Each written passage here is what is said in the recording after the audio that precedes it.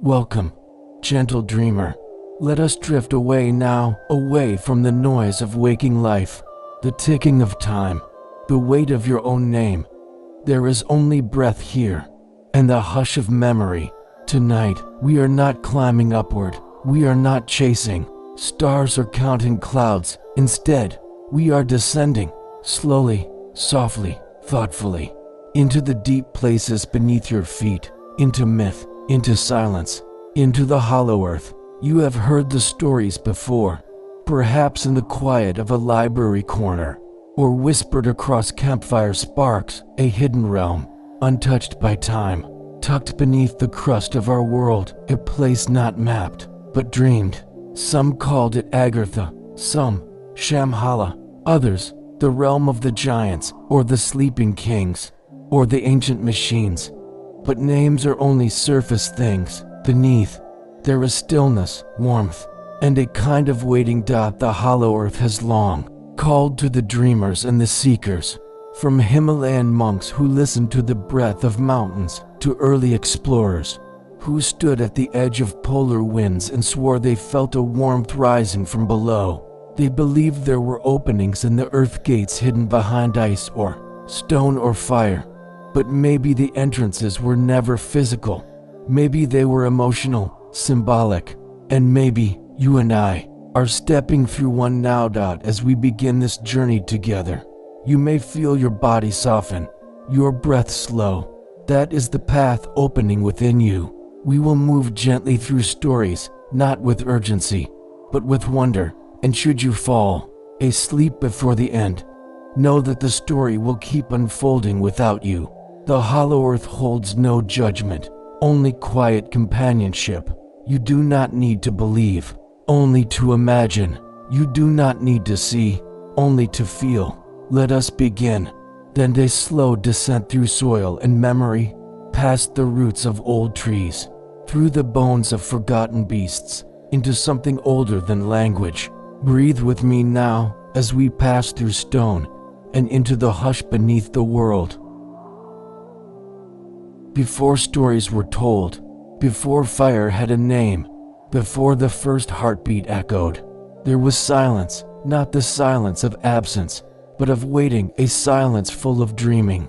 Beneath the world we now know, beneath oceans and granite and cities, there was once only warmth and dark. Some believed that the earth was once whole, complete with no crust, no surface, only an endless interior, a living sphere, pulsating with quiet energy, like the womb of a sleeping god. Within this sacred shell, nothing moved, and yet everything was present. Time had not begun, but breath had. The ancient people, those who listened rather than wrote, told of this hollow, the first dark. They described it not with fear, but reverence. It was the cradle of essence, the place where dreams were formed before minds existed. It was not empty, they said, but deep. In some myths, the earth was not built, it bloomed. A seed of darkness grew into a sphere, soft and radiant within, wrapped in layers like petals of obsidian and light. The outer shell hardened over time, becoming the crust, but within remained the original warmth, a warmth not of fire, but of soul. Many tribes, scattered across continents, spoke of sacred caves, the navels of the world, from which people emerged. These weren't merely creation myths, but subtle truths. To emerge, one must first come from something, and that something was below, still, sacred, hollow. The Norse spoke of Niflheim, a realm of mist and shadow, where ice met fire in a primordial void, and from that tension, the roots of Yggdrasil were born. The Hopi remembered their ancestors, climbing up from underground worlds after each destruction cycle, guided by ant spirits and dreams. The Hindus told of Patala, a layered underworld not of punishment, but beauty and wisdom, lit by glowing jewels and inhabited by serpent beings who guarded sacred knowledge. In Tibet, the monks whispered of Shamhala, a peaceful kingdom beneath snow and stone, unreachable by ordinary steps, but seen sometimes in moments of profound stillness, and always. These realms were beneath mountains, beneath memory, beneath the boundary between waking and sleep. The void was not chaos, it was preparation, like the hush before a snowfall, or the moment before a candle is lit, a stillness that listens before it speaks. It is said that during this ancient age, sound did not exist as we know it, only vibration, a hum, a low, resonant frequency that pulsed throughout the hollow sphere, a kind of heartbeat. This pulse is still said to be audible to those who enter deep caves alone, without light, a steady rhythm, the memory of the world before form. And within that resonance, something began to stir. Not a creature, not a god, but a pattern. The hollow earth was not a place of random birth, but of gentle order, of sacred spirals, fractal shapes, endless circles within circles. It dreamed its own geometry before light touched its walls. The ancients did not look up for answers. They descended into wells, into tombs, into roots, into trance. They knew that the world beneath did not threaten but welcomed. It was a place where ego dissolved and the self became one with stone, one with silence. And so, the legend was born, not with a bang, but a breath, not with a name, but a rhythm. The hollow earth existed before time, and it waits still. Out of the sacred silence, something breathed. It was not a roar, nor even a whisper. It was the shift of intention, the movement of meaning within the dark, a silent ripple through unseen space. The hollow earth had dreamed long enough. It was time for form. And so, the first to awaken were not creatures of flesh, but beings of resonance, shaped of thought and echo. They were the first dwellers, neither male nor female, neither gods nor demons, but archetypes of will and wonder, not born, not made, but stirred into presence like figures forming within fog. They moved without steps, glowing softly in the warm dusk beneath the crust of the forming earth. Their bodies shimmered with translucent hues, deep emerald, blue-violet, and soft gold colors unknown on the surface. Some say they emerged in groups of 7. Others claim they came as a chorus, singing each other into being. They did not speak in words, for words had not yet split from music. Their language was vibration. When one thought, the others felt it. When one glowed brighter, the others dimmed, balanced, always in presence and absence. Each embodied a principle: stillness, memory, flow, echo, direction, silence, light. These were the keepers, and they became the early caretakers of the hollow earth's great harmony. It is said that they shaped the inner realms not with tools, but through feeling. When one keeper thought of shelter, caverns bloomed open. When one imagined warmth, underground rivers steamed with gentle heat. Their imagination was creation, and their joy sculpted landscapes, fields of crystal grass, trees with roots that curved upward, lakes that hummed when you drifted your hands across their surfaces. All things responded to feeling, not dominance. And so, their world formed in spirals. Nothing had corners, and no light cast shadow. All things glowed faintly from within. But the keepers were not alone for long. From the crystal lakes rose the luminites, delicate beings of liquid light. Smaller than the keepers, but swift and curious, they danced through water like starlight, in motion, leaving trails of luminous thread wherever they swam. The luminites did not speak or shape, they reflected. Their only function was to mirror the emotions of all things. When a keeper felt grief, the luminites grew dim. When joy came, they sparkled like liquid constellations. Some say they were the eyes of the hollow earth itself. In time, the keepers began to sense the forming of space above them, the slow layering of crust and stone, and cold air beyond. They understood that the hollow earth was not the only realm, it was the inner realm. That life would soon walk above, forgetful and fast. That sky would demand eyes, that minds would sharpen like blades. So they prepared. The keepers created the first wells, long, spiraled tunnels that reached toward the crust. But these were not exits. They were instruments. When wind from the surface touched them, the hollow earth could listen. The keepers called these breathing places. And when surface dwellers eventually built temples over them, they became known as oracles, sacred caves, vision chambers. The hollow earth was not jealous of the surface. It did not long to rise. It only wished to be remembered. It is said the keepers planted echoes within the dreams of early humans, gentle whispers, while they slept inside caves and rock shelters, that the myths we know of gods under mountains, of tunnels to the land of the dead, of music heard in deep places, were all seeds sown by these first beings. In later ages, surface civilizations would call them by names they never chose: the Agarthans, the Inner Ones, the Shining People, the Serpent Blood, the Architects of the Hollow. But the keepers never corrected them, for they understood the surface needed stories. They were content to become legend. Yet not all who dwelled in the hollow earth sought harmony. From the earliest vibrations, there were fluctuations, moments where silence twisted slightly, where stillness became hunger. From these tremors rose the shadow echoes, reflections that had lost their source. These beings could not create or reflect, only consume.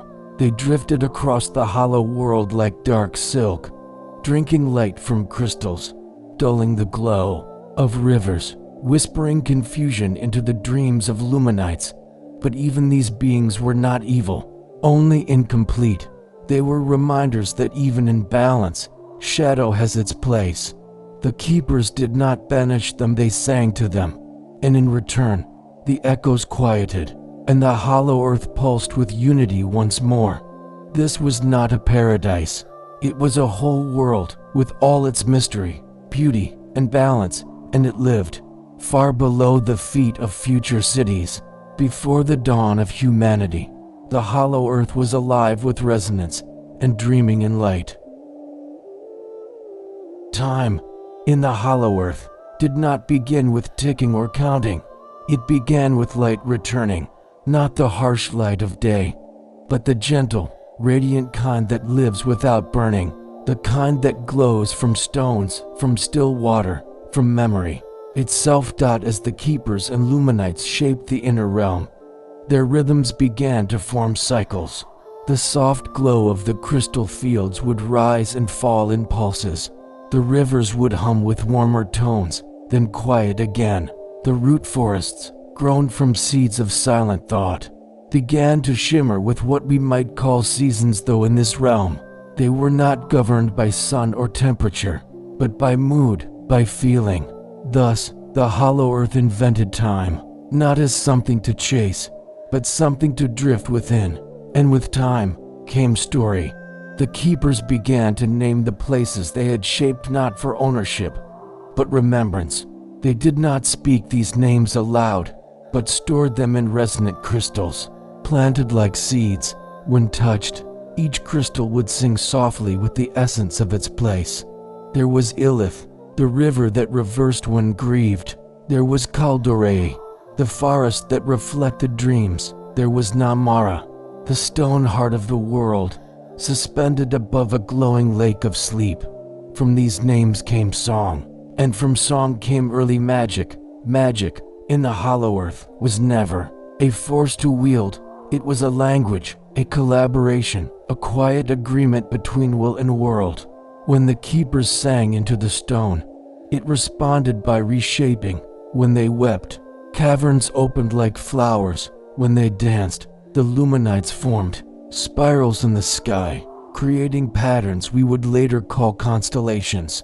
But it was not just the keepers who began to shape. The hollow earth itself began to respond. The warmth at the center of the world, often mistaken by surface dwellers for molten fire, was not heat but presence. It was a slow-living consciousness, known in whispered resonance as the luminous core, neither God nor mind. It was a stillness that felt a being who did not move but who was moved. The core pulsed with all memory. When the keepers shaped a lake, the core remembered its curve.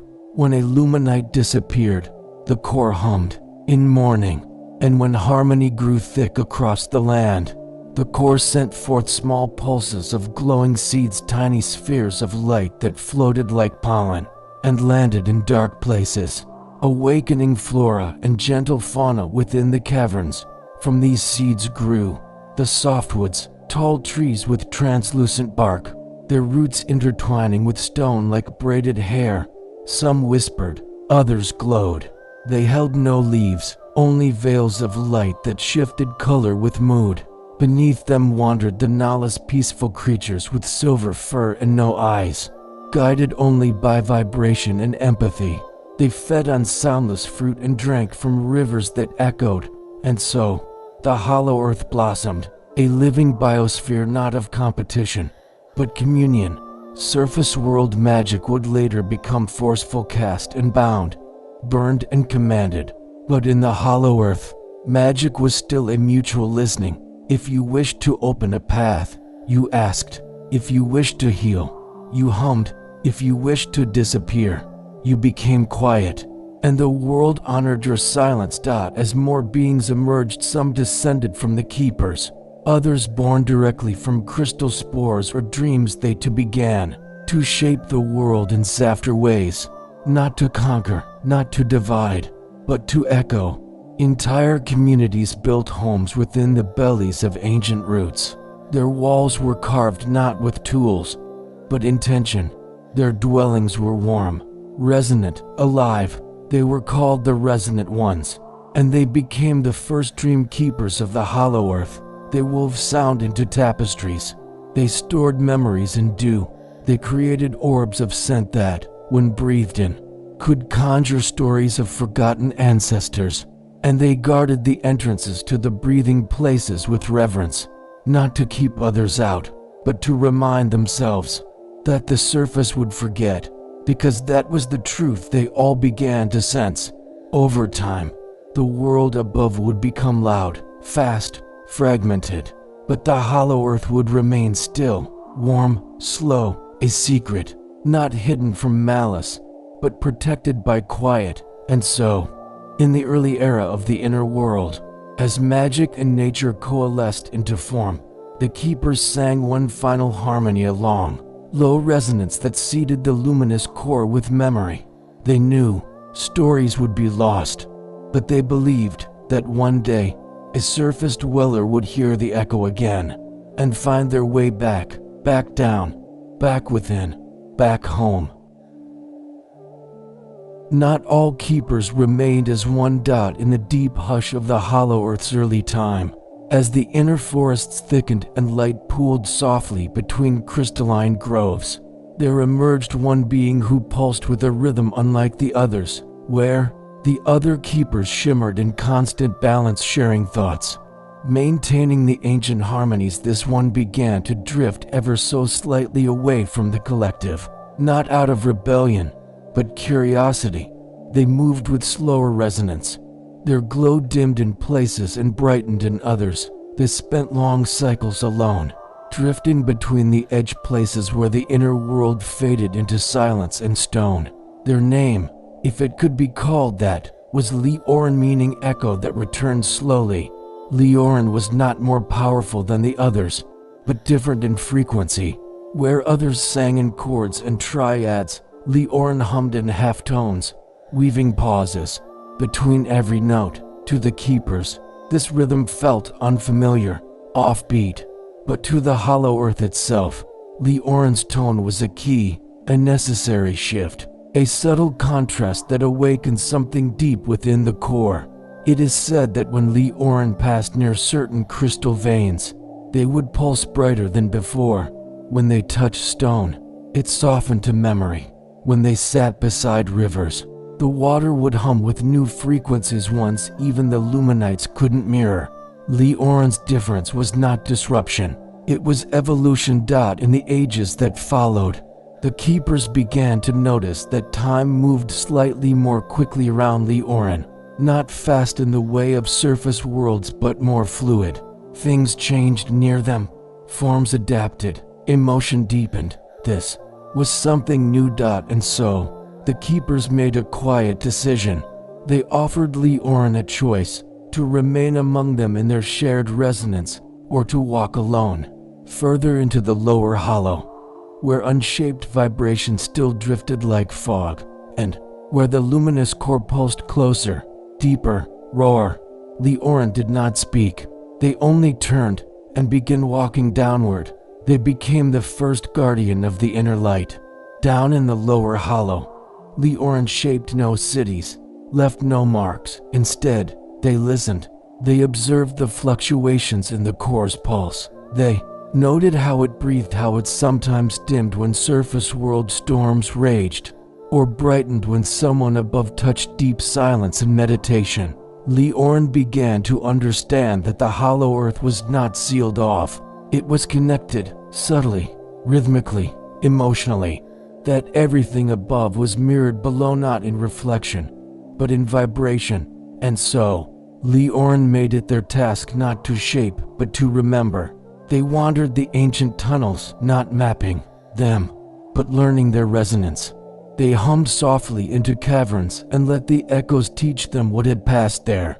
They pressed their hands to root walls and listened for sorrow, for joy, for longing. They became, over uncounted cycles, a living record, the bearer of subtle truths, the silent witness. And soon, even the Luminites began to follow Leorin, not to reflect, but to understand. It is said Leorin could pass through crystal walls by matching their pulse, that they could quiet a storm above by humming a single low note into the ground, that when they sat beside a dreaming surfaced well rare as those encounters were, their presence wove that dream into myth. But above all, Leorin was gentle. Even the shadow echoes, once wandering lost in hunger, softened in Leorin's presence. They followed them at a distance, like dark birds to a warm current, and pulsed faintly with gratitude. Though they had no words. In time, the keepers ceased calling to Leorin. They knew the guardian had become part of the core's rhythm itself, not separate, not lost, but integrated. And yet even now they say Leorin still walks the hollow earth. Not to protect it, not to guide it, but to listen. To the quiet shifts in tone, to the deeper frequencies, to the dreaming silence beneath our waking world.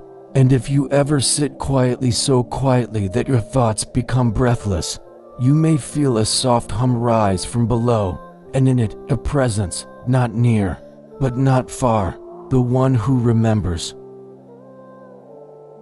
Long after Leorin had woven themselves into the rhythms of the lower hollow, after they had become less a being and more a living note, within the great symphony of stone, a moment arrived that the hollow earth itself did not expect. There came a ripple. Not from within, but from above. It began with silence, not the soft, nourishing kind, but a rupture, a pause where music once dwelled. Then came the vibration, sharp, erratic, dissonant, as though the surface had trembled with such violence that the resonance threads connecting the two realms shuddered, frayed, and for a brief moment snapped. Leorin felt it immediately. The luminous core dimmed, just slightly. The deep rivers slowed their pulse, and in the reflection pools, where surface dreams would sometimes flicker, no visions appeared, only still water. Blank. The guardian rose from meditation. They did not speak. They had not in millennia, but the vibration of concern flowed outward from them like a slow bell rung in warm air. And the hollow earth listened. Leorin understood that something had shifted in the upper world. A war perhaps, or a collapse of harmony so deep that it echoed downward like falling stones. Through the soul of the planet, the resonance was broken. So, for the first time in an age without name, Leorin began to ascend, not to the surface, not quite, but to the threshold, the highest cavern where breath from above could still be felt, where ancient breathing places spiraled up through basalt and iron. There, at a shrine long abandoned, Leorin stood before a wall of root glass so clear it reflected thought. This was the listening mirror, a sacred instrument that harmonized surface vibration into visible pattern. But now it was cracked. Across its center ran a single fracture, hair-thin but absolute, and through it no resonance passed. Leorin placed both hands upon the mirror and sang. It was not a song of words, it was a resonance, a remembering of tones from when all was whole. The luminous core, still far below, pulsed gently in response, slowing, stabilizing, quieting the hum of fear. As the tone expanded, the shadow echoes gathered nearby, drawn like dusk to twilight. They did not move, only drifted, pulsing gently, absorbing the vibration and keeping it alive through their silent bodies. But even Leorin could not mend the fracture, and so a new choice emerged, one not offered by the keepers, but by the hollow earth itself. To restore the mirror, someone must journey into the broken resonance, into the space between surface and core, where forgotten tunnels spiraled like lost veins. There, deep within the veil caverns, grew a single glowing bloom known only in myth, the flower of recollection. Its petals, made not of matter but of memory, could resonate with both above and below. If retrieved, the mirror might heal, connection might return. Leorin descended once more. The journey into the veiled caverns was not perilous in the way surface stories might suggest. There were no beasts, no enemies, no battles, only the risk of becoming lost in stillness. The deeper Leorin traveled, the more quiet became, thick, not empty, but vast, a silence so complete it began to erase not just thought, but self. Even Leorin, guardian of resonance, began to feel the echo of unbeing, a sensation like forgetting one's name, and then one's purpose, and then one's shape. But Leorin did not fear.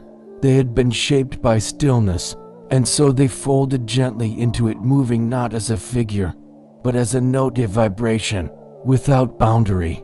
They passed through silent corridors where ancient vines glowed faintly with forgotten dreams. They rested beneath great hanging roots that breathed once every 100 years. They moved slowly, lovingly, until they reached the cavern known as the first pause, the place where the world had once stopped to listen before time began. And there, blooming in absolute silence, was the flower. It was small, so small that one might have missed it, glowing dimly near a curved wall of stone. Its petals shimmered in layers of translucent blue and soft white, like folded mist. At its center pulsed a slow rhythm, one that mirrored Leorin's own frequency perfectly. They knelt.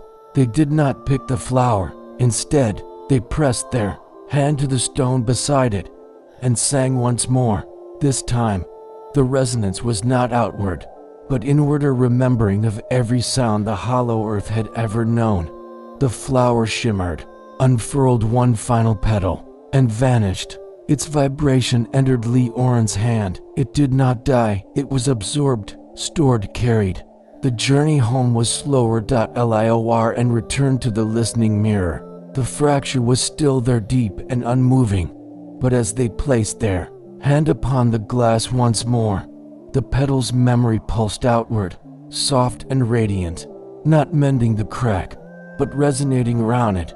And something beautiful happened. The mirror sang, not in perfection, not in wholeness, but in harmony with the fracture itself. It no longer needed to be fixed. It had become true. And once more, from the surface, faint dreams began to ripple downward. The connection was not as strong as before, but it was enough. Leorin had not conquered. They had not commanded. They had not changed the world. They had listened, and in doing so restored it. Long after the mirror sang once more, long after Leorin's resonance gently quieted, across the caverns of the hollow earth, their story did not end. It softened, as the lower realms breathed again in gentle balance, and as the crystal fields resumed their soft rhythms. Leorin was no longer seen as a figure at all. No shape wandered the echoing halls, no glow drifted between the breathing places. But the silence they left behind was not absence. It was presence of another kind of silence filled with meaning, with weight, with warmth. It is said Leorin did not die, for such things do not end as the surface understands. Rather, they were remembered into the core. The luminous core, once pulsing alone, now bore a second rhythm, slower, deeper, like a counterpoint in music. This was the signature of Leorin, a quiet, ever-returning echo. When the core pulses now, it sings into tones. One original, one earned. And within this song lives the memory of that journey, the descent, the fracture, the flower, the return, not as myth, but as resonance. The resonant ones, descendants of the keepers, still speak of Leorin in the glow of evening, when they gather in circle hollows, surrounded by whispering rootwood and by a luminescent rain. They sing the tone of memory, a soft melody that can only be heard when you are very still and very open. It carries no lyrics, no rhythm, only a slow blooming of harmonic vibration that fills the chest with warmth, as if some ancient part of you has been called home. Some say that when the surface world suffers too deeply, when human hearts become too noisy to feel, Leorin's resonance gently hums upward, through soil and stone, reaching caves, wells, forests, and sleeping minds. And in those rare moments, a dream might rise, a dream of descending, not falling, but floating, of soft tunnels lit by warm stone, of crystal rivers humming with memory, of a figure who walks beside you, never speaking, but always listening. Leorin's story is not one of triumph or conquest. There were no enemies defeated, no empires built. Their gift was not domination but attunement. And yet, the legacy they left behind, the resonant path, became one of the most sacred traditions within the hollow earth, a spiritual practice, a philosophy, and a quiet map for those who seek to remember. It teaches that silence is not the absence of meaning, but its home, that the fracture is not the end of the mirror, but its most human truth, that harmony does not require sameness, it lives in contrast, in response, in echo.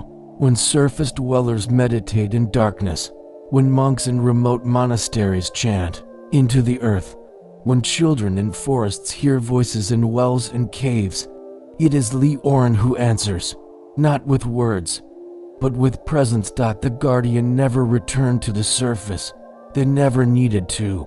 They became the listening itself. The hollow earth, now more than place, is partly Leorin's song, a realm that feels, that holds, that remembers.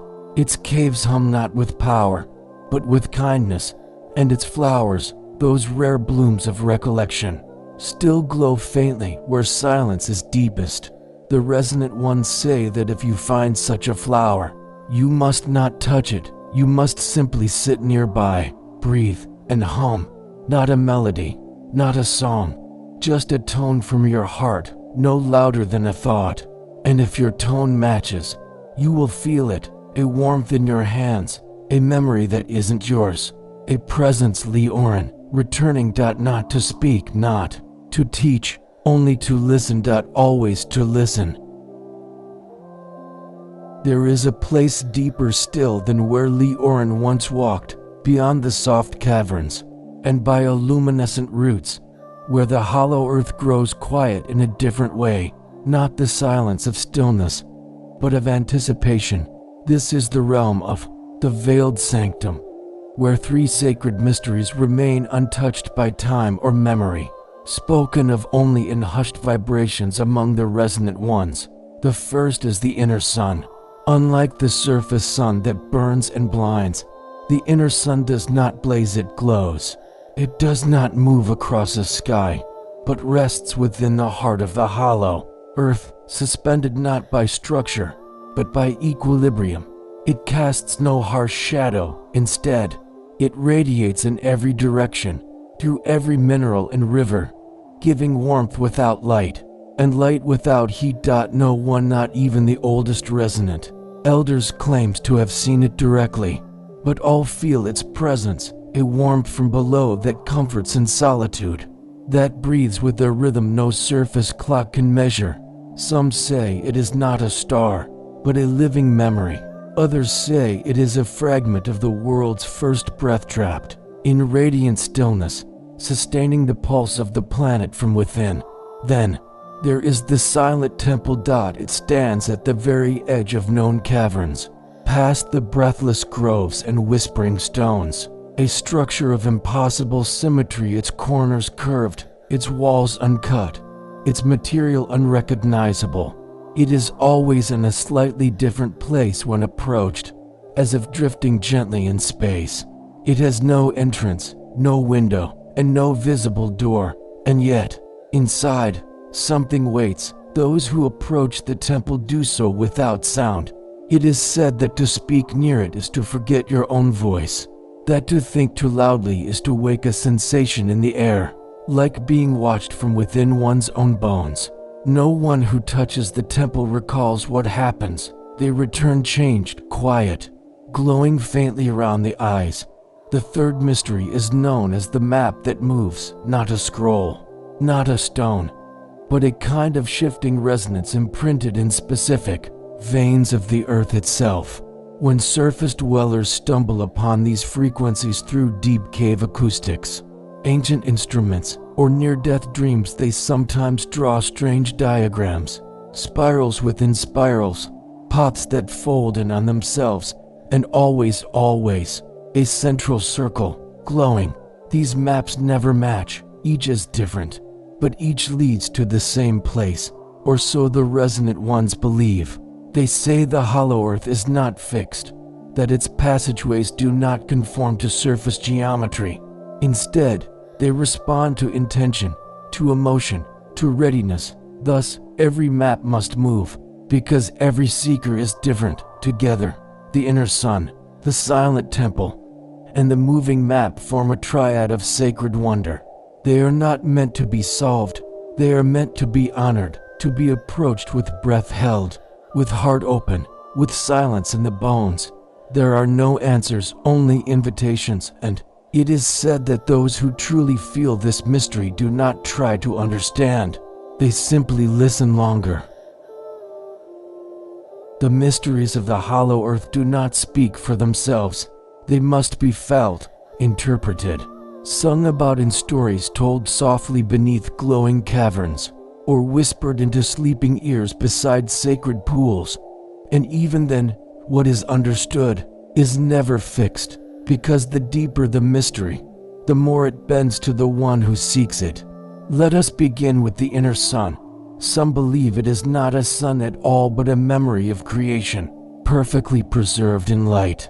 That in the beginning, when the hollow earth was first cradled into form, a spark of divine breath was caught in its center like a seed in amber, and that spark still breathes, still pulses. Others say the inner sun is alive, not a thing, but a being, not godlike in mind, but godlike in presence. It does not think, but it dreams.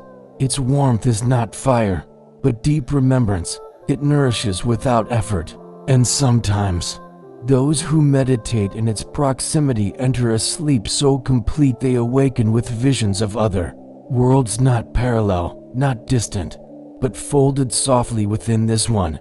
The resonant ones believe that each note of their sacred songs, each harmonic they pass from elder to child, is traced to this living center, that the tones they carry on their breath are echoes of the original pulse, kept alive through vibration, not text. Then there is the silent temple, perhaps the most haunting of all. Some say it is not built, but grown, shaped by the will of the hollow earth in response to some long-forgotten sorrow, a physical embodiment of stillness too deep to express.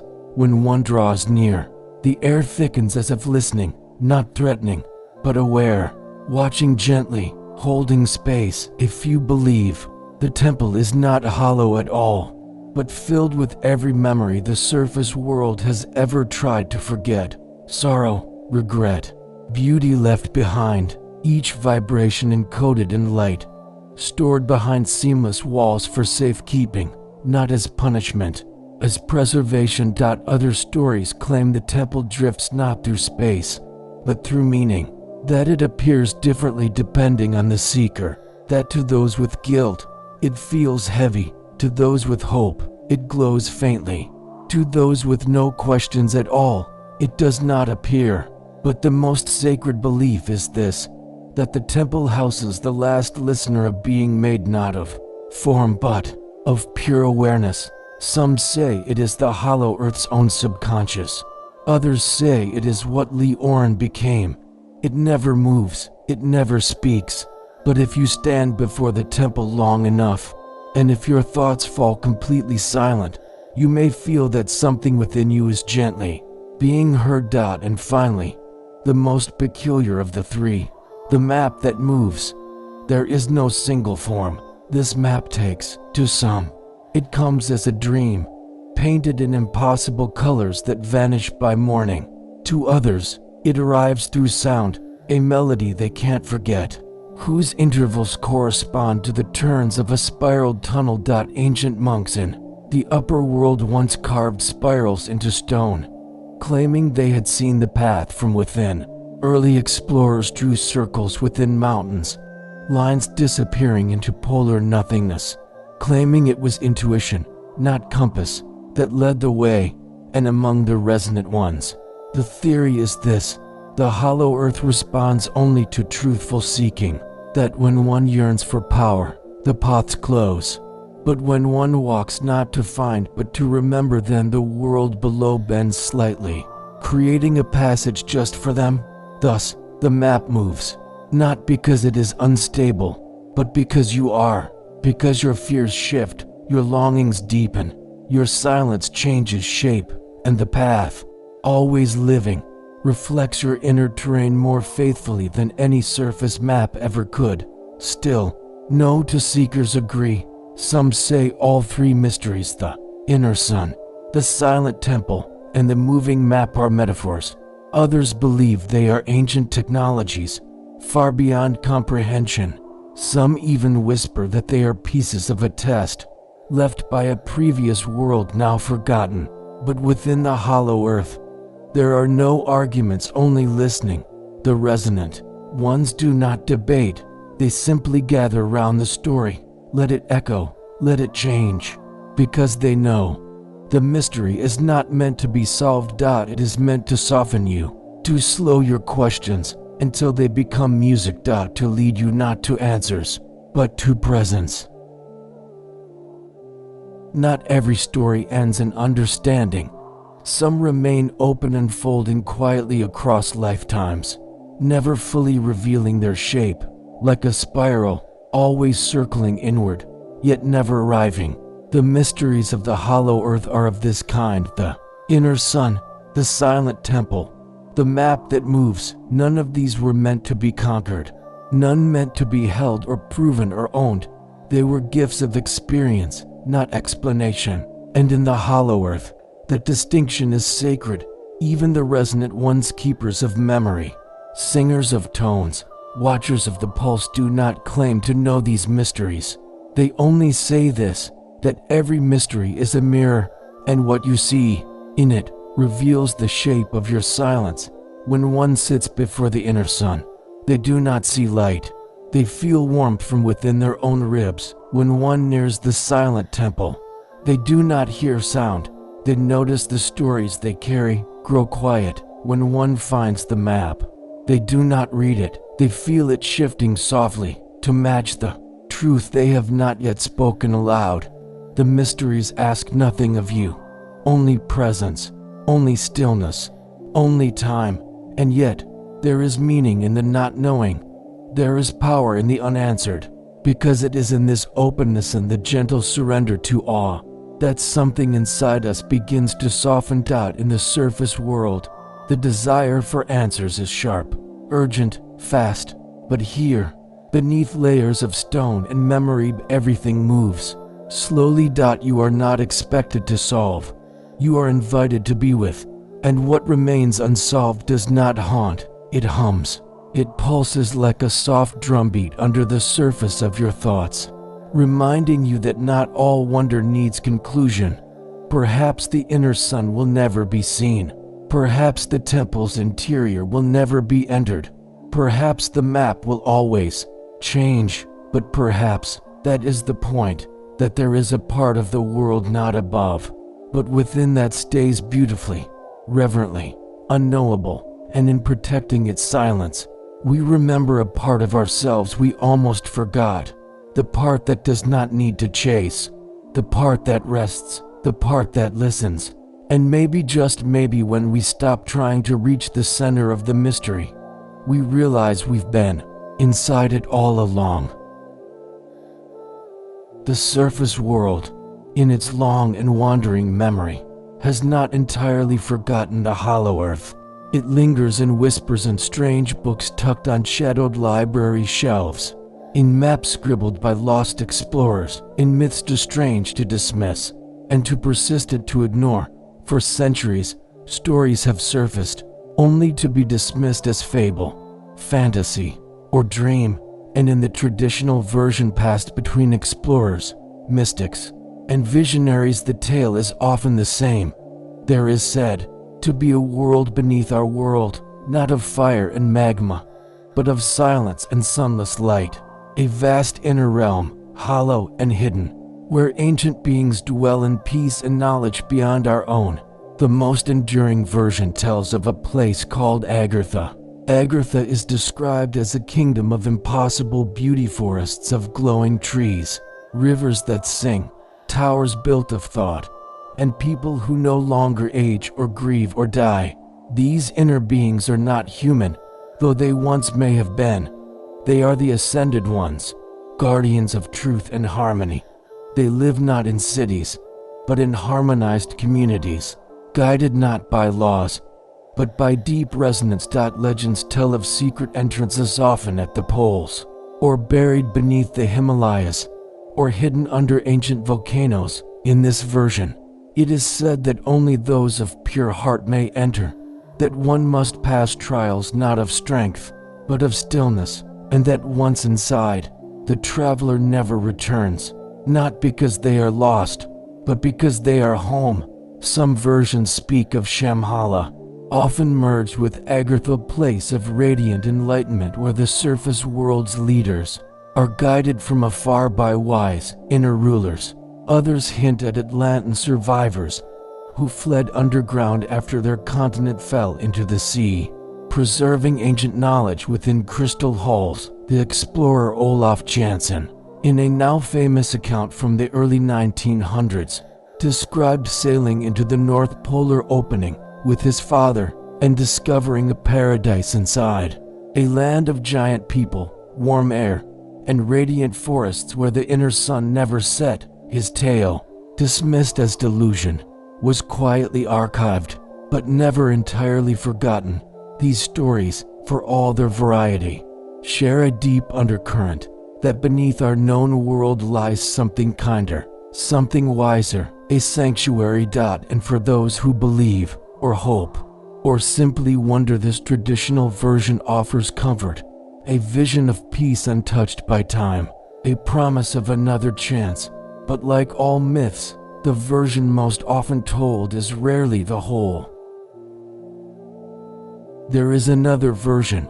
It is not told in books or sung in chants. It does not appear in diagrams or explorers' journals. It is shared in soft breath between generations of dreamers. This version does not speak of cities beneath mountains, or radiant towers, or ancient kings guiding empires from the dark. It is smaller, quieter, and older. In this forgotten telling, the hollow earth is not a kingdom. It is a being, not a place you reach, but a presence that waits. It does not open to the worthy, it reflects the ones who pause long enough to feel it. Here, there are no gates, no guards, no trials, only layers of memory, like sediment in stone. Each vibration you bring echoes back, and in this version, there are no Agarthans, no shining races of perfection, no silent cities of ascended souls. There are only the listeners, They are not powerful. They do not possess knowledge or secrets. They live close to stone, to water, to silence. They walk slowly, barefoot across echoing floors. They speak very little, sometimes not at all, because they are not here to teach. They are here to remember. This version says that long ago, the surface world and the hollow earth were not separate. There was no inside or outside, no up or down, just a single, breathing realm of thought and shape and warmth. But as time passed, the surface began to speak too loudly. Its rhythm quickened, its stories sharpened, and so the hollow earth receded. Not in punishment, in protection. The world below did not close its doors. It simply stepped back and waited. It allowed itself to become legend. It allowed seekers to draw it as maps, describe it in languages it never used. Because it understood, stories are stepping stones, not destinations. And it knew that one day, some would stop drawing. They would stop chasing towers and perfect beings. They would stop looking for gates, and instead, they would listen, not with ears, but with breath, with stillness, and they would feel it. Not a kingdom, but a heartbeat, not a sanctuary, but a mirror. In this version, the hollow earth has no name, because names are borders, and it has none. It is the breath beneath thought, the warmth beneath stone, the silence beneath every question you've never dared to ask aloud. And perhaps the reason we rarely hear this version is not because it was lost, but because it waits for silence before it speaks. Stories do not stay the same. They shift like underground rivers, slow, patient, winding, wearing down the stone of time until something new emerges, a new shape, a new voice, a new resonance. The story of the hollow earth has changed again and again. To the explorers, it was a place, a location on a map. To the mystics, it was a realm, a source of wisdom and harmony. To the resonant ones, it is a vibration, living, pulsing, never fully named. And to the dreamers, it is something else entirely, a mirror, a silence, a listening. Some myths hold their shape like mountains, others dissolve like mist. The closer you come, the hollow earth is mist. You cannot hold it, you cannot prove it. You can only enter it by surrender. It has been called a sanctuary, a myth, a symbol of hope, a hidden city, a memory of Atlantis, a buried Eden. But perhaps, like all the oldest stories, it is all of those things and none, because the point was never to arrive. The point was to descend, slowly, softly, within, not into a cavern, but into quiet, not into darkness, but into depth. And maybe the hollow earth lives not beneath us, but inside us, in that untouched space behind your thoughts, that wordless place you glimpse just before sleep, that inner chamber where longing becomes listening. Every time a person sits in silence, every time a seeker stops seeking and begins simply to feel, the hollow earth breathes again. It remembers, and in turn, so do you. So let the grand stories rise and fade. Let the versions change like light through crystal. Because beneath them all, beneath every tale, every song, every map, there is one truth that does not shift. That stillness is a doorway, and wonder is what waits beyond it. You do not need to travel. You do not need to believe. You only need to be quiet long enough for the myth to meet you, right where you are. You've wandered far tonight. Not in distance, but in depth. Through the breath of stone, the warmth of memory, the hum of ancient presence. You've passed softly beneath the roots of myth, where words unravel and silence tells the oldest stories. And now, here you are, at the edge of returning, but feel no need to rise too quickly. There is no rush, no need to bring it all with you. The hollow earth is not a place you can hold. It is something that holds you. Perhaps tonight, you glimpsed a river that sang. Perhaps, you felt the breath of the inner sun, or stood near the edge of the silent temple. Maybe you met a being who said nothing at all, and yet made you feel known. Or maybe you drifted gently through it all, simply listening, letting the story fold around you like soft moss, like warm shadow. What you carry from this journey may be unclear. That's all right. Some dreams do not need remembering. Some truths do not need form. Some stories, like the hollow earth, live best unspoken. And as you rest now, as your body softens into quiet, and your thoughts become pale clouds fading in evening air, know that you are not alone. Beneath you, always the deep world breathes, not watching, not judging, just listening. You do not need to believe in caverns or kingdoms, in crystal cities or glowing suns.